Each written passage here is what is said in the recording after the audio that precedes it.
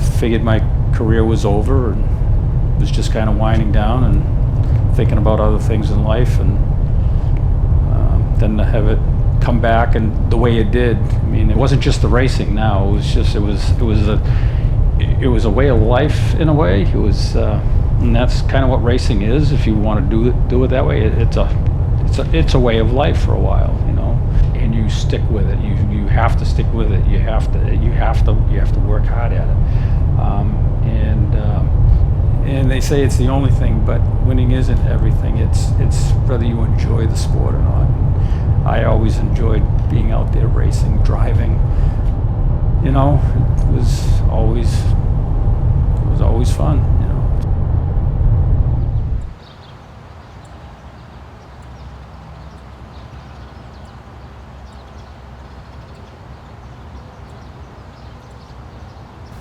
So that was glaring right in on my cheek, huh? Yeah, it was only at the end though when the sun started peeking out. Yeah. So should I finish any of that, or is it really hard to pick up where I was? Yeah, it should be all right. I've been involved with race cars since I was 10 years old.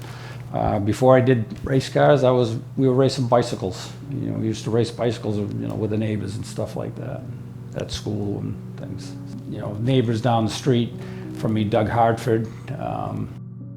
He was the older brother of Brian Hartford, and him and I just, you know, hung out a lot, and that's when I started getting involved with helping him and going down to Pine Speedway and Hudson Speedway, and we'd just, you know, go to the races. And I was 10 years old when I started doing that.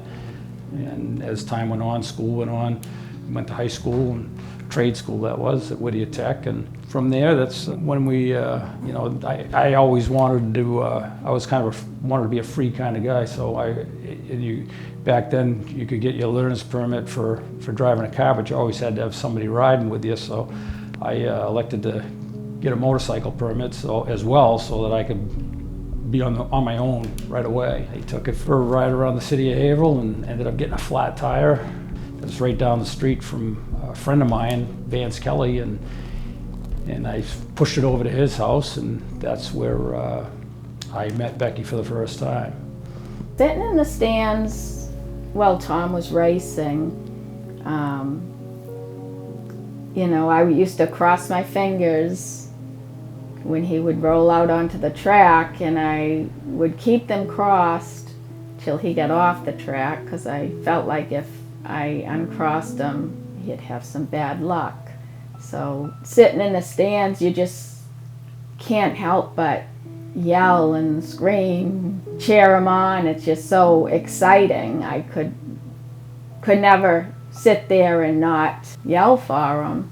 Basically, we started out with the street stocks, and with that, it was basically my wife and I. She wasn't my wife at the time, but you know, she followed me around. We went here and there. This is where I remember grabbing and getting a Mustang.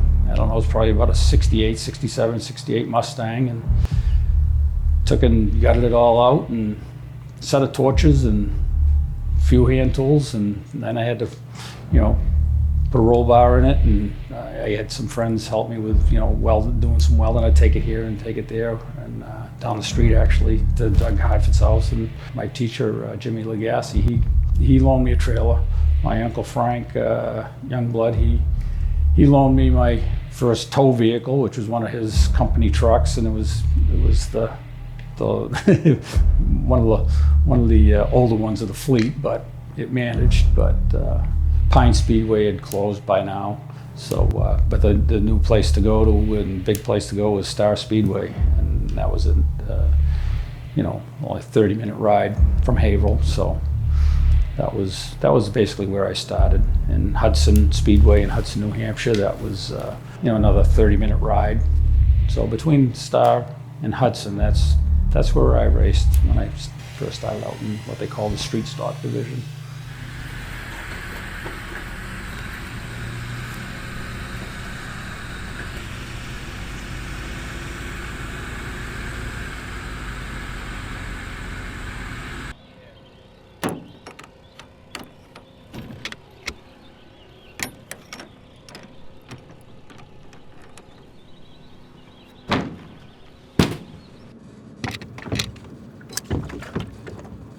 the normal routine of getting up in the day, and you just have your breakfast and you hang out with your family a little bit in the morning, and then once the gates open up and you start heading into the pits, and you go manage your way back into the pit area in the morning, and you just mingle around. You say hi to people along the way, and then you just get together with your crew and you just kind of discuss what was going on.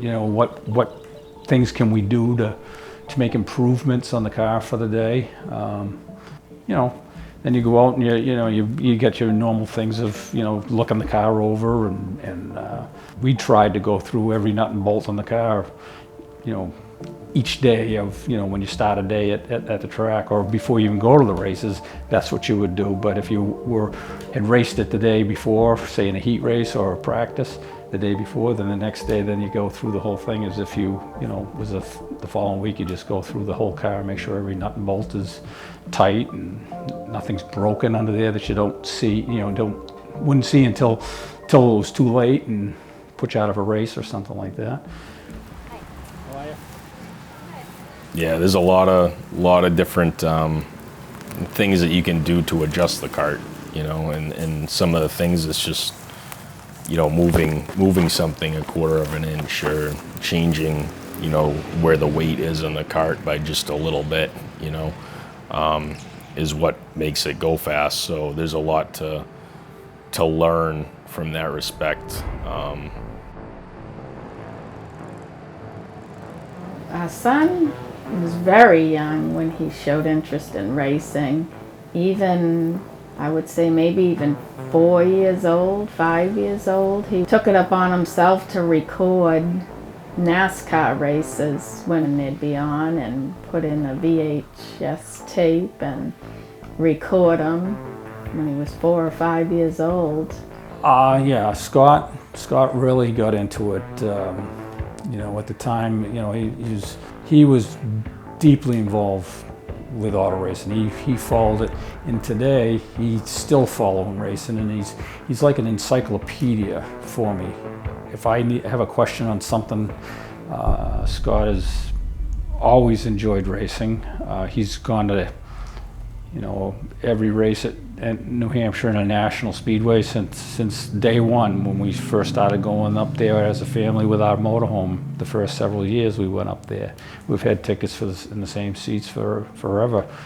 Some of my earliest memories of my dad's racing, not so much the racing part of it, but my memories of the race cars, was I would love at the beginning of the season when they'd have the guy come and letter the car, and it used to be hand painting, all the numbers and all the sponsors and all that would get hand painted, and it would take hours, but I would love to sit there and just watch the car come to life.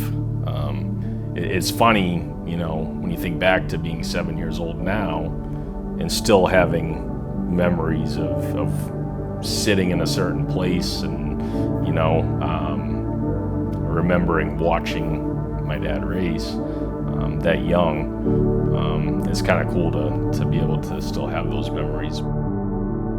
And then from the late models there, I moved on to, it was still late models again, but it was another team with the Bulldog team, and then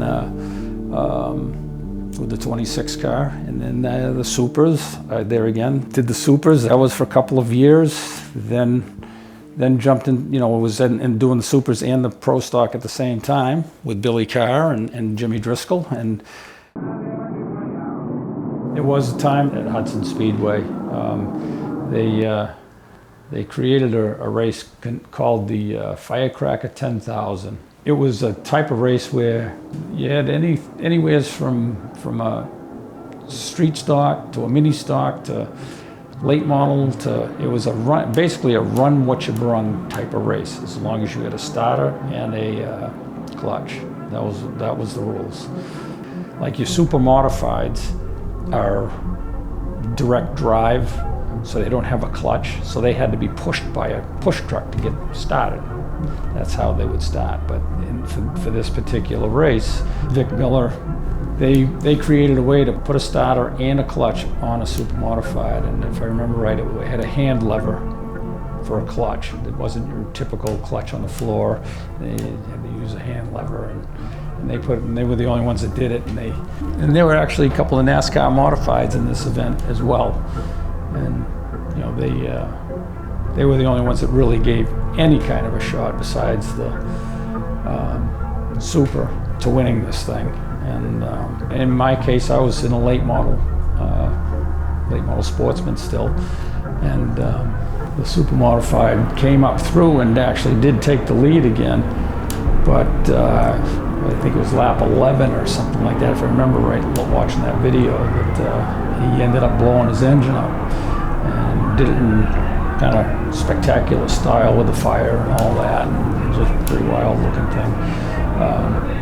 The two modifieds that were out there was Kenny Bouchard and Dave Thomas, and that when the super modified blew its engine, that left them sitting up front, and I was in third. Restart of that, the two modifieds got together, and one was disabled, and because of the circumstances, the way it all happened, they disqualified the other for causing the wreck, and they threw him off the track, and that left me sitting there to be on the pole for the next restart. And from there we went on to win that race, and that was kind of one of the bigger paydays of my life. Got paid more money per mile in that particular race than the winner of the Indy 500 that year. So that's kind of funny when you think of it that way, a little quarter-mile track, and you get paid more per mile than somebody that ran the Indianapolis 500. So it's pretty interesting. But it came time for me to make a choice between the two, because I was driving both the super modified and the late model, the number 22 for Billy Carr, and and I did that for, I think it was just for a full season.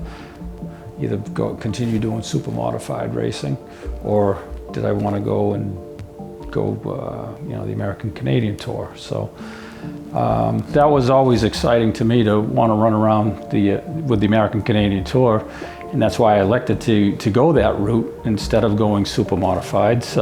Super modifieds do a little bit of traveling, but with the American Canadian Tour, there was a schedule that every week you were at a different racetrack, somewhere in New England, New York, Canada. It was just that was appealing to me. I really enjoyed doing that. In order to do that, especially with having a family, it was had to have a place for us to stay. So we invested in a motor home, and that became our home for a couple of summers for the most part. I mean, we still got home in time, got home and had time at home, but for the most part, we would spend mostly Fridays to Sunday nights, or mostly a lot of Mondays would come home. And it was fun to go off in the camper with the kids, and we did all enjoy it. We'd be in the camper probably 3 nights a week, and then just go back home and do it all again the next week. I have some good memories of that. Even though I was so young, I still remember certain parts of that. I don't remember a lot, but there's certain things that I remember, and that was when we were really traveling around in the motorhome, and we'd go to Canada and we'd go to New York, and would be all over the region racing, and every weekend would be somewhere else, and it was neat. It was a neat part of growing up. I mean, you hung out with a small group of people, and you got to know these people over the course of a year. And I can remember having up at Thunder Road, after the races were over, or for the day, we'd end up with having a softball game or a wiffle ball game or whatever, throw some football, frisbee. Would just always just make it entertaining. It wasn't just racing. It was fun to do other things, that you probably would if that's what you did at a campground or something. So we made it as much of a pleasure as we could.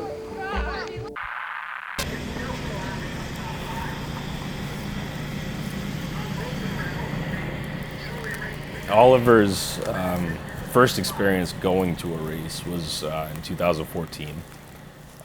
So we were in California, and we were visiting my wife Heather's family out in California. And it happened to be at the time that the NASCAR race was happening in Fontana. That was his first experience actually going to a race. By then he had already shown interest in it. He had his little cars and he loved to play with them and everything like that. But that day was pretty, I think, important for him and his love for racing going forward. He had a great experience. You know, he knew that I loved racing and I loved to watch it, and it was on TV. So I think, you know, just naturally he kind of liked to spend time watching it with me, and then he got involved with getting the cars and stuff like that. And then, you know, kindergarten graduation is really when we found out his, you know, desire to race. We had his graduation from kindergarten, and part of the graduation was the kids would get up, they'd get their little certificate for graduating kindergarten, but they also had to say what they wanted to be when they grew up. And Oliver said that he wanted to be a race car driver. Yeah, so I let my dad know that, you know, Oliver was going to be racing and that we had got him a cart, and so he had come with us to pick it up and put it in the back of his truck and brought it here to the house. And you know, at that time, I don't think he realized how much involvement he was going to have with this, or probably didn't even realize how serious it was going to be. I would imagine none of us really knew. Believe it or not, when we first got involved with go-karts with Oliver, I thought, this is, you know, there's not much to this, and boy, was I wrong. There is so much involved with racing go-karts. It's as intense of maintenance and learning how to set up a chassis to what you should do in the course of a race day to make changes, to make the kart better, and it's almost harder with the go-karts, because the smallest thing can make such a difference on how your go-kart handles, because there is no suspension on these. Your suspension is your tires, so air pressure is so critical, but there's no springs. There is nothing, so it's all done with, you know, you get your caster, your camber, just like a regular car. You set your wedge, your toe, all your percentages of your weights, so important. And they're as technical as, you might as well be racing a full-size race car, because it's so intense what you have to do with these go-karts. Yeah, there's a lot of different things that you can do to adjust the car. No, I did not. You know, and some of the things, it's just, you know, moving something a quarter of an inch, or changing, you know, where the weight is on the cart by just a little bit, you know, is what makes it go fast. So there's a lot to learn from that respect.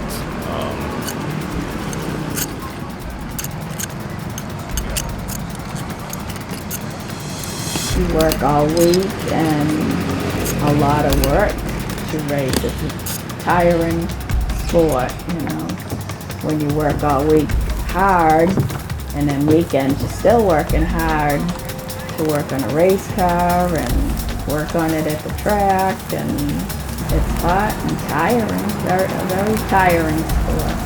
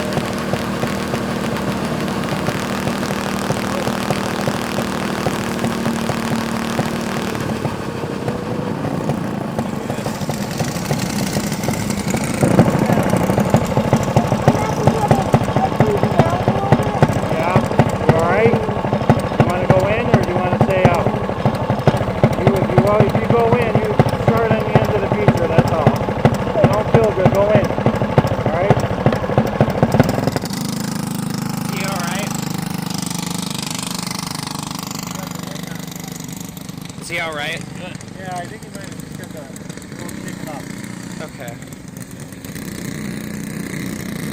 Yeah, so it's part of it.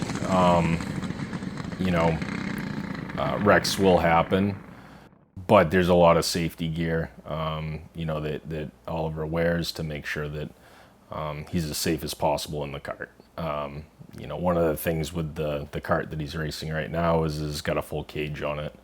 Some of the karting series out there, they have open carts and they don't have a cage, they don't wear seat belts and things like that. And, with the Oliver's situation that he's in right now, it's pretty safe. He's got wrist restraints to keep his arms from flying around.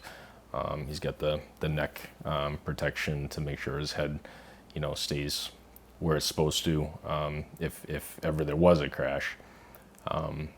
But yeah, there's absolutely times where, if he's in a wreck or whatever, you certainly worry. You just want to make sure that he's okay.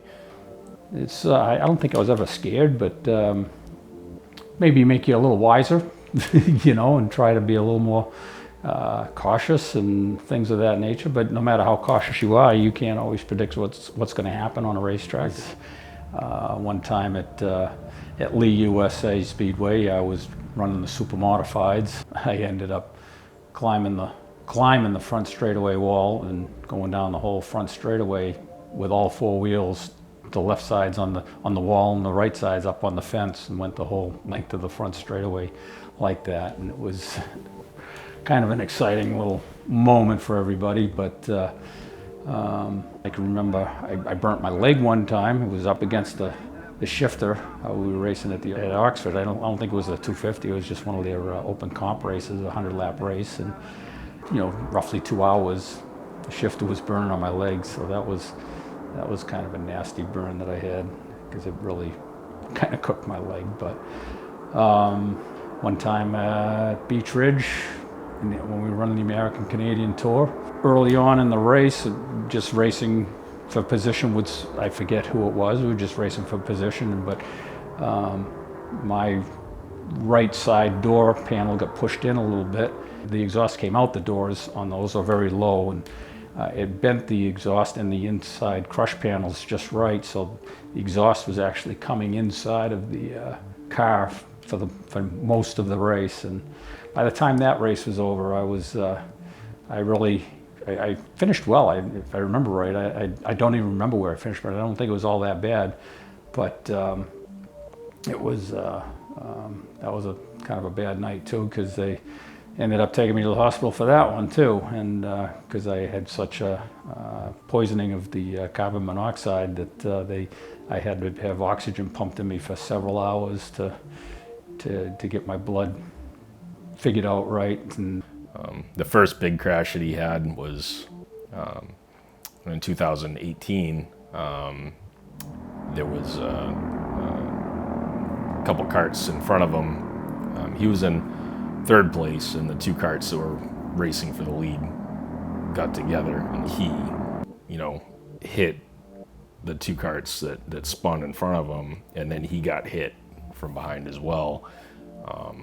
And that was his first big crash, so there was definitely concern for that, because it was the first time, and you don't really know how he's going to respond to that. He had never been through anything like that before. He handled it well. He was not hurt, but he was concerned about his cart. He was really bummed out because his cart was damaged bad enough that he was out of the race. What I really liked about it was that during the off week, he didn't hesitate. He couldn't wait to get back into the cart, get the cart back together, and at 9 or 10 years old, he jumped right in, and we worked on the cart together to get it fixed back up. So that showed me that he handled it well. As far as not being afraid, he was ready to get right back in it. That's the nature of racing. It's you're on the edge at all times, and if you're not, then you're not going to be competitive at all. So you've got to be able to just kind of put those things behind you, I guess, and just move on. And I've managed to do that, I guess, for the most part. Kind of forget about them.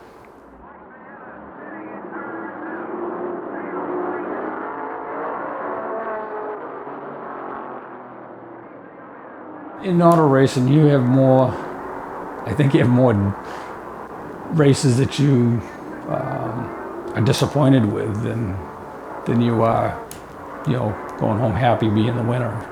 It's obvious that you just, you go through some times that you can't seem to do anything right. I mean, and I've had seasons like that. I've had several seasons where I just couldn't do anything right. And, it was lack of knowledge and finances and time to do it right. So yeah, it's I would say you have more down times than you do good times. Yeah, when you're racing, you put everything you have into it. You want to do good at it, so it's very time consuming to get the car good, and you want to race as much as you can to get experience driving. So I do enjoy racing, and Tom and Scott and Oliver, and now you even being involved with it. It's a good family activity. There's just some things I just would like to get done too, and it's hard to get them done when you've got so much going on. That's the only thing I worry about. We're getting older, and it's harder to get things done. It's harder to get up on a roof and climb a ladder to paint up high on your house. I just wish that could get done before we get much older.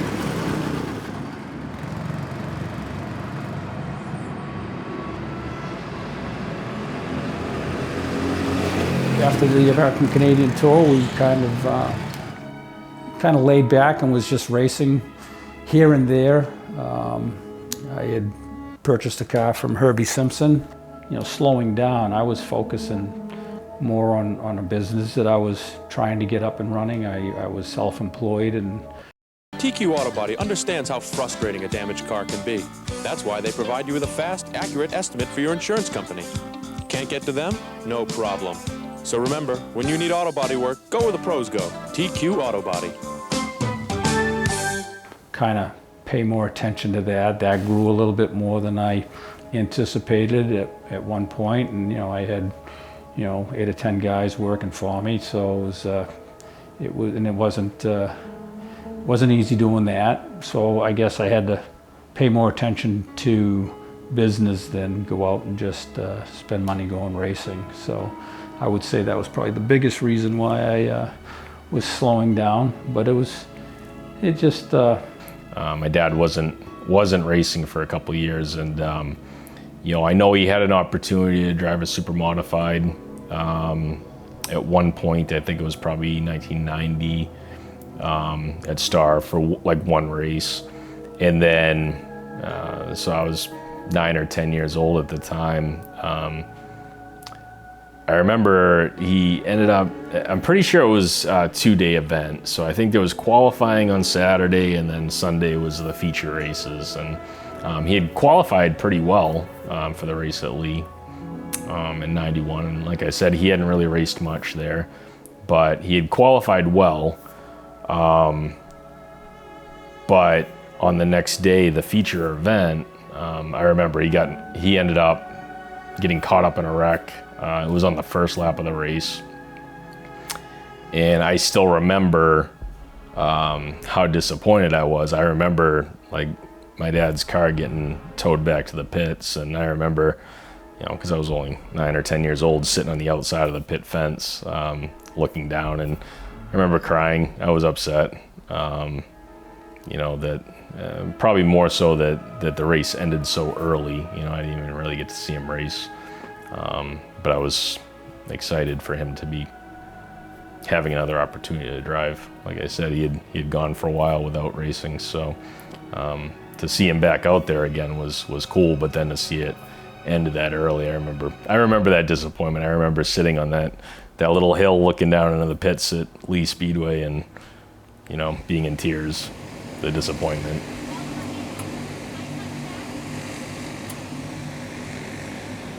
But it's because Like, just be more aggressive. Like, if you're passive, you're more apt to get caught up in something. You know what I mean? Like, when you're on the inside, if there's gonna be a wreck, they're gonna go out to the outside. You're gonna just go by on the inside more than likely. You know what I mean? So if you got that inside, just dig through and try and get by them, and then all that stuff will happen behind you, okay? Just don't be so passive like that, you know? Oh yeah, Tom and Scott are, you know, probably as excited about the racing as Oliver, and it's an exciting hobby for them to do, something to do all together. So that is the good thing about racing, is it is a family sport, that the whole family, even not just the driver on the track, but there's something for all the family to do, whether it work on the cart, tow the cart, sit in the stands and root them on. It is a fun family sport.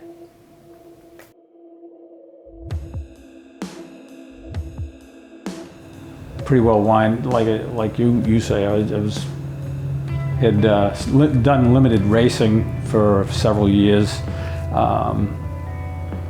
because I was involved with running my business and things like that more than racing, and that's when I was asked to go do a test drive for Keith Larson, who was a friend of mine. He was my crew chief for many years when I was on the American Canadian Tour, and when I was doing pro stock racing and things like that, he was my crew chief, and he was working with a car that was owned by Ronnie Rounds of Down East Auto Body, and they were wanting to see if I could help them out with what was up with their car. They had a very good car that was a very successful car that they had purchased. It was a championship car, and they had some problems with doing well with it. So they asked if I would drive the car and give it a shot and see what I thought, and that was at Star Speedway. And I went out and practiced the car and I thought it went pretty good. We had I thought it went really well, and then it was showing that the car was capable of running up front. And then from there, I thought my day was done with just helping them out for the day, and Mark Duchesne, the driver of it at that time, decided that no, why don't you drive it in the feature too? So he had just jumped up to it. He was a rookie in that division. He was doing street stocks before that and did well. So I drove it in the feature, and again, I don't remember the finish, but it just put a whole new spark in the people that, with Ronnie Rounds, and a little bit of excitement with him to see his car doing all right, doing pretty good. And at that time, Mark Duchesne had just made a decision that it was more car than he wanted to be driving. He just felt that that he didn't want to drive a pro stock. So that's where Ronnie was now looking for a driver, and he talked to me and asked if I would want to go drive it some more. So we drove it. I know we went up to Oxford probably the following week, because there was no points or anything like that anybody was chasing. We went up to Oxford Plains Speedway, and they had an open event that we were going to. And I've said earlier that I always enjoyed going up there and racing up there. And one of his first times driving the 73 car was at the end of '92. He went to Oxford, and it was a big race. He hadn't raced on the American Canadian Tour in 4 years. So they went up there with that car, and again, it was probably his third or fourth drive in that 73 car.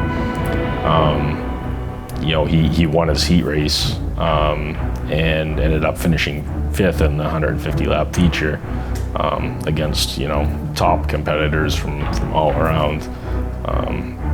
So that was a really good memory, and I actually have a photograph of him crossing the finish line in that heat race, and you can see, you know, the full bleachers behind him crossing the finish line, you know, and you can see me up in the stands out of, you know, hundreds of people up like this.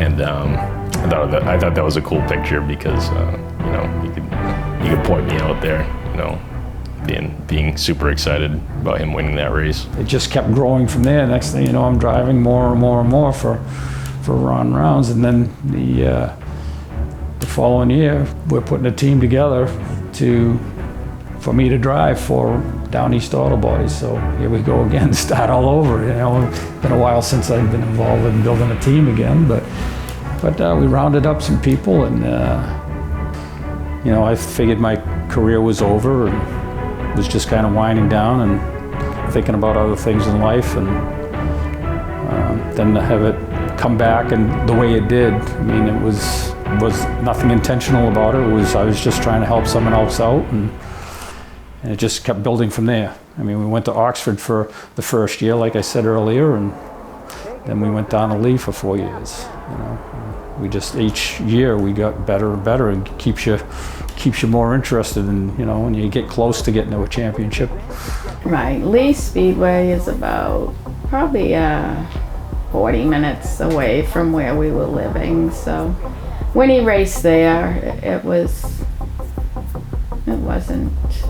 too bad, you know, getting there, and still a lot involved during the week working on the car, but it was exciting.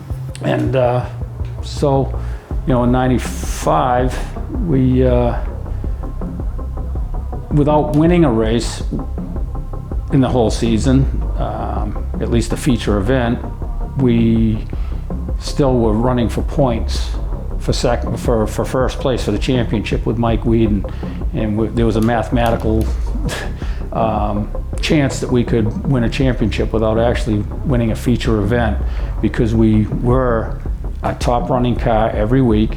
We completed every lap of every race that we were in that year, so that's where we just gained our points, and we finished well enough in every one of them that you know, gave us a little bit of excitement for a championship. So that's when, as that year was winding down, we're making plans for building a new car, and we made contacts with Distance Racing out of Unity, Maine, which was Stan Meserve.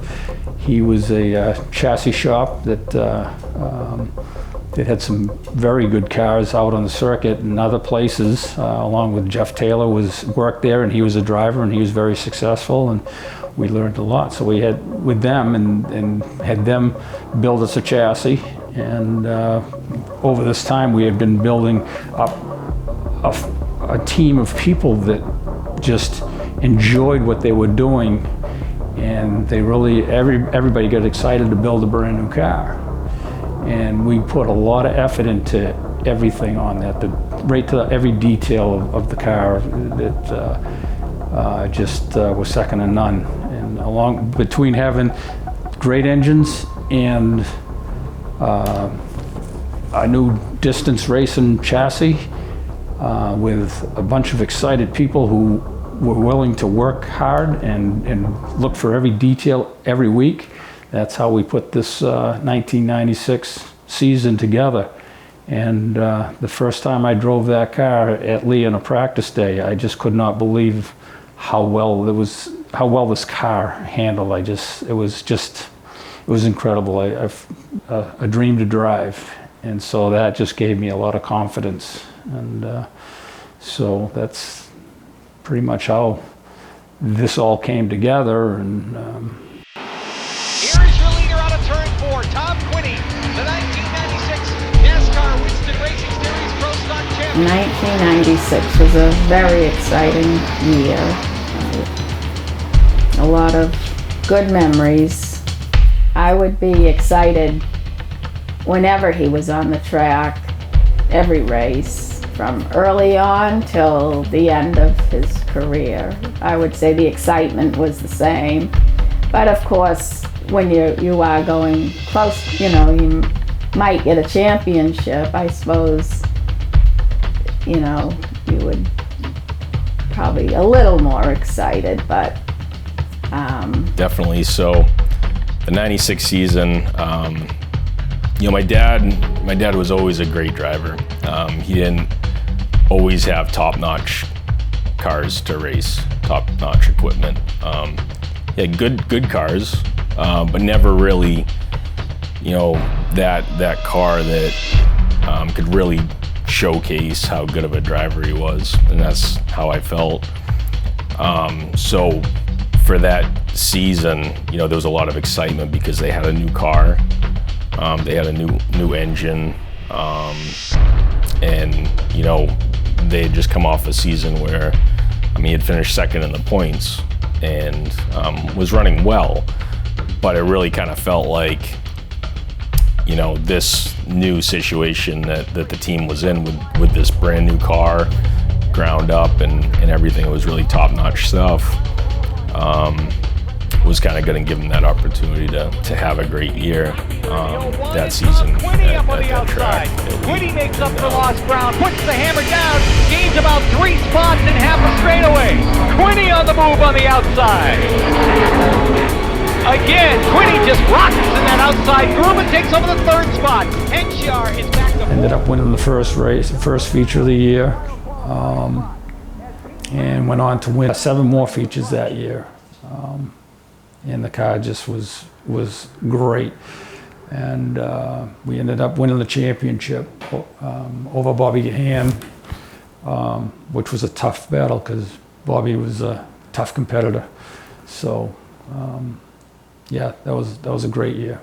You know, I'd never really been able to experience seeing him win that frequently.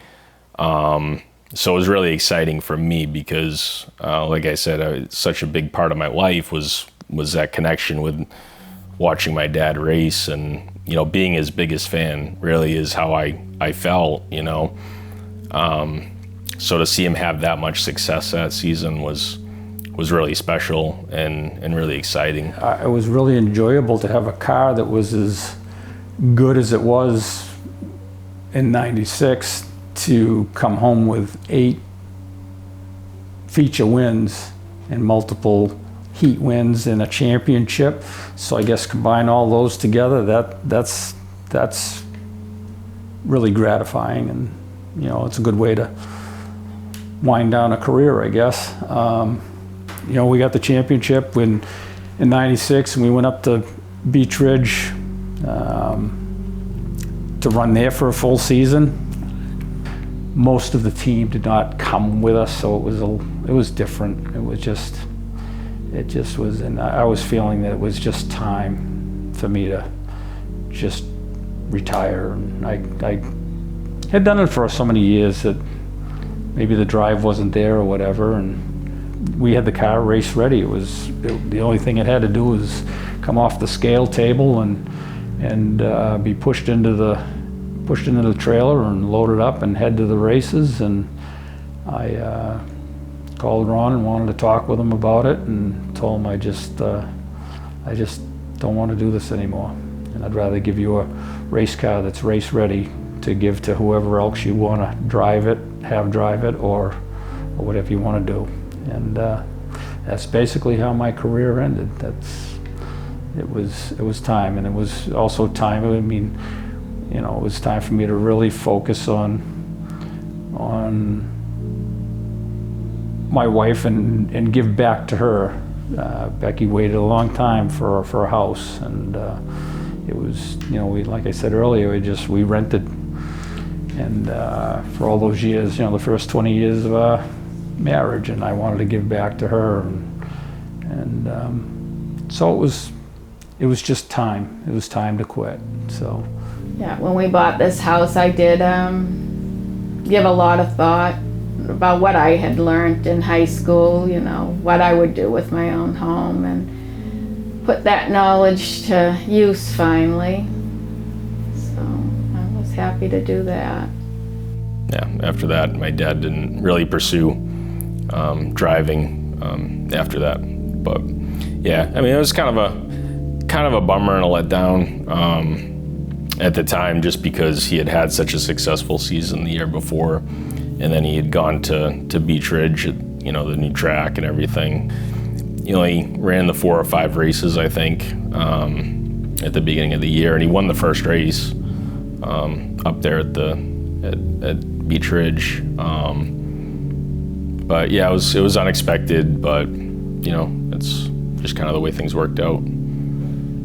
And here we are 20 years later, and we're going racing again with one of my grandchildren. So it's fun.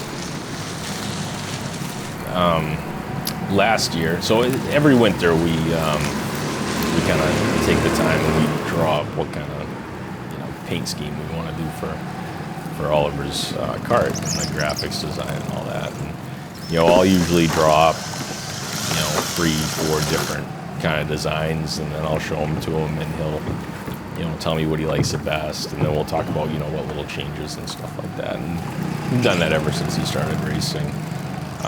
Last year, for the 2020 season, we were doing that over the winter, and he had told me at that time, he said, Dad, I think next year I want to do a paint job like Papa's last car, the one that he won the championship with. And it was completely his idea, and he said, because it'll be 25 years that he won his championship. And I said, well, that's a really cool idea. And so, when the season ended, then we kind of went to work on, how we make that go-kart, resemble what his Papa's championship race car looked like. So we drew up a few designs there, and got the graphic scheme over to Justin, who does our graphics for us, and he brought it to life. We actually involved Down East Auto Body, who used to own Papa's car, that last car that he drove, and they helped us match up the right color blue for the paint, and they painted it for us, and really kind of brought it to life. Really kind of do a tribute to it, and that's what we wanted to do. So Papa didn't know we were doing that, but he was surprised when we were able to reveal it to him. But Oliver adopted in recognition of 25th anniversary of my winning a championship, Oliver wanted to surprise me with using the paint scheme. They recreated the paint colors, because that was the paint color that we had made up our own, and the blue. When he first started racing, before his first race, we were having dinner and talking about him getting ready for his first race, and we had just gotten his cart, and his first cart, and we were talking about what number do you want to be, and he didn't hesitate. He said he wanted to be number 73 like Papa. So I thought that was pretty special that at 7 years old, that's instantly where his mind went. Like, if I'm gonna race with the number that Papa had last. So, yeah. There's a certain part of me that would like to still race. For me, I think those days are gone. And it's. I don't really think about it a whole lot, but I try to give Oliver pointers from my experiences on what to do and what he should do, but you know, it's exciting to watch. You know, it was always fun.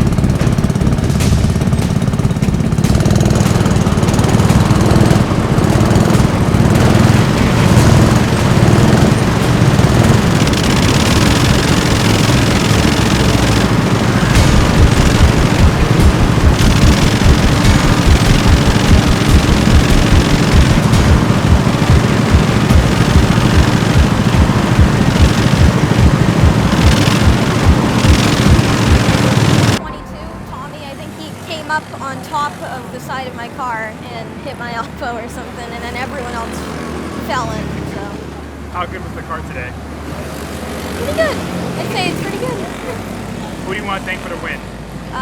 Everyone who's here today, and I want to thank my dad, my papa, for helping me out so much each and every race. Congrats on the win. Thank you. Nice job.